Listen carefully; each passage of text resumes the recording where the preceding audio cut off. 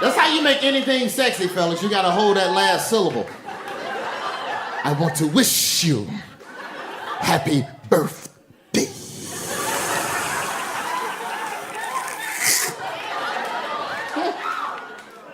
I like New York, man. This city growing on me, man. I'm finally getting used to the noise. Getting used to the noise in this city.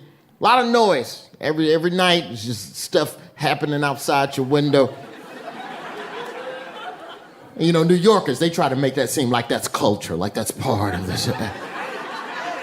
You know, this is a city that never sleeps. It's a city that won't shut the fuck up. Hush! It's 3:30 in the morning. What are y'all talking about outside my window? I'm laying down one night up the block. I just hear this dude go, "You know what you did? You know what you did." And the southerner in me, I'm from Alabama, the southerner in me wanted to go to the window and go, "Ooh, what's going on? Let me see. Who's yelling?" But I've been here long enough to know better. You mind your business and you stay in the bed. They know what they did. They shouldn't have done it. Fuck them. You wouldn't be out there getting yelled at. You gotta mind your business. That's what this city's all about. I'm from the South, where everybody wants to have a little chit-chat with you. But New York, that's the first rule of New York, is mind your damn business. You don't look at anybody. You don't speak to me on this elevator. You look up at the ceiling. You mind your business. That's why I don't think all immigrants should even have to learn the language. For what? We ain't gonna talk to them. What? You finally learn English and then you live in New York. "Hello, I learned the English." Shut your ass up and mind your business. It depends on what the job is that dictates whether or not you need to learn fluent English. We're taught to mind our business. We're taught to mind our business subliminally from an early age. Video games is what gave us that habit. I was playing Street Fighter for the first time in a long time. I ain't played Street Fighter in a long ass time. First of all, sidebar, as a video game, just the premise of Street Fighter does not hold up. It does not. I'm an adult now, and I just know with healthcare, you wouldn't just fight a dude. Like, you wouldn't just... Not without good healthcare. You wouldn't just fight a dude, because that's the whole premise of Street Fighter. If you never played the game, the whole premise of Street Fighter is two strangers agree to meet in a public place and beat the shit out of each other. That's it. That's the whole game. I heard you was talking shit. You damn right I was talking shit. What you want to do about it? You want to fight? Let's meet in a private place where we can fight undisturbed. Fuck that. Meet me at the fish market during normal business hours, and I'll fight you. Because if you never played Street Fighter, in the background of every street fight, there's regular commerce happening. Just people throwing fireballs at each other. It's two grown men in a fish market, just Hadouken. And right behind them, it's just a guy. "Yeah, I'll take the catfish. Let me get the corn. And I guess give me the crab legs. I take the crab legs with the catfish. Hadouken! You know what? Just wrap it up to go. I'm gonna take it to go. They throwing them fireballs. I don't want to be out here having them throwing them fireballs. The only realistic aspect of Street Fighter is that the police never show up. That part of the game I completely get. Because even if you call 911, are they gonna believe you? Would 911 believe you if you called to report a fireball fight at the fish market? 911, what is your emergency? "Yeah, y'all need to get down here to the fish market. These white people throwing fireballs at each other again." "Sir, this line is for emergency." "Bitch, what you think this is? It's a damn green man electrocuting people. Y'all got to get down here." And if you're the cop, would you take that call? Would you respond to the fireball fight. And look, police are brave people, but if I'm a cop, I'm quitting right there on the spot. And I don't mean go back to the station, turn in my gun and badge. No, I'm quitting over the radio right there. I'm leaving my keys under the tire. I'm gone. I ain't stopping no fireball fight. I'm not trained for that. What you gonna do? What you gonna do with your department-issued Glock to stop a fireball? Dispatcher 2 Victor, Dispatcher 2 Victor, go down. Dispatcher 2 Victor, go for 2 Victor. 2 Victor, respond code 30, Fish Market, disturbance in progress. Suspect is male, white, karate outfit, throwing fireball. Hadouken. Dispatch, I ain't gonna be able to do that.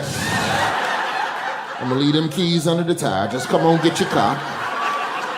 3 Victor is unavailable. Check and see if 4 Victor. 4 Victor might be able to take that down. This is 4 Victor. Don't you pull me into that shit. She told you to go. That was the thing that fascinated me about Street Fighter, man. It wasn't the people fighting, it was the people in the background. And that was the lesson we were taught at an early age.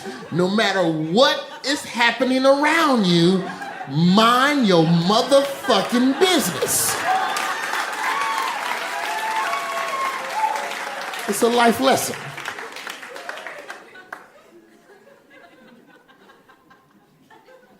I'm getting a dog. I am. It's not because I love animals. I need new answers to my account security questions. I'm running out. Apparently, the only way you can unlock your bank account is if good shit has happened to you. You ever notice that? All the account security questions, it's just reminiscent about the good old days. What if I had a shitty life? Why are these questions all great? What was your pet's name? Who was the first girl you kissed? What street did you grow up on? What if this horrible shit happened to me as a child and I don't want to remember that street? How about that? What about me, Bank of America? How come I can't get in my account? How about who do you still want to punch in the face from high school? That's a great account security question. And it's much harder to guess. I can guess your pet's name because you post them on Instagram all day. But not once have I ever tweeted about Antonius Jones. You'd never know the answer to that question. I guess I should change that for a podcast, huh? We was recording for a podcast. All right, we'll talk about that after the show. All right. It don't matter. He in jail. He ain't gonna hear this shit. Fucking Antonius Jones. There's one account security question that I think is unintentionally racist. I won't call it racist. It's just not favorable for black account holders. I had a bank account one time and tried to guess my password and it goes, what is your great-grandmother's maiden name? I don't know what y'all know about slavery. But the paperwork wasn't that solid.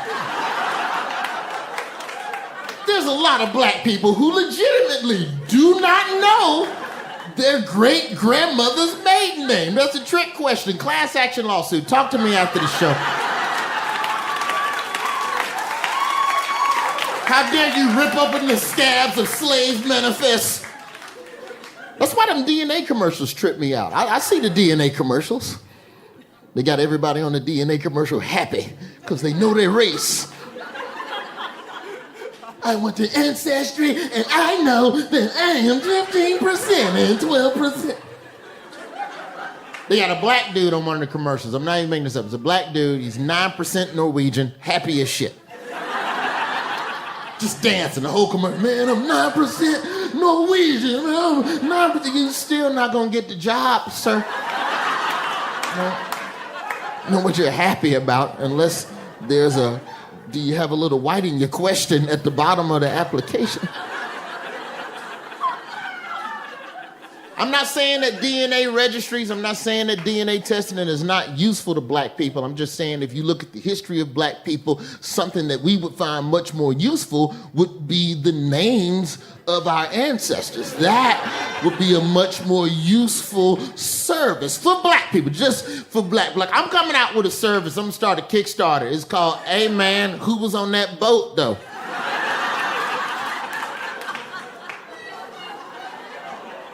Look, y'all aren't the ones who lost the paperwork, okay? You're like, why would you? I know, it wasn't you, white people. It wasn't you specific. I'm not attacking y'all for losing slave ship paperwork. Crazy week in the city. I haven't learned anything else from living in New York. I've learned how quickly people can mobilize for the right thing. And that's cool. It's a beautiful thing to see, but it catch you off guard sometimes in New York. You ever been stuck in traffic over a protest that you support?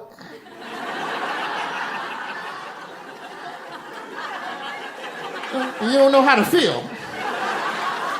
Because you be in traffic, look, what the fuck? But then you get up here and be like, oh, yeah, do your thing, do your thing. Now, I'm coming to the one tomorrow, but can I just slide on by real quick? Me and my Uber driver, Keith, got somewhere to be. They got a trans protest out, and I think it's Long Island City tomorrow. I'm gonna go to that, man. I'm gonna post up, see what's going on. It's cool. So one thing I have learned from working at The Daily Show, because, you know, down south, traditionally, I just would go to black stuff. That was my MO. As a black person, you're allowed to take other protests off.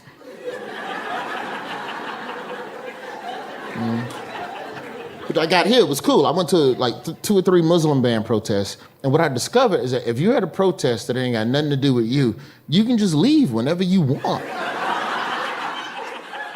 Because you can't do that. I can't do that at a Black Lives Matter protest. You can't just wander off and go home. You get half a block away from the action. They'd be like, the struggle continues, brother. Like, you're right, it continues. I'm back. Let's keep walking. I'm back.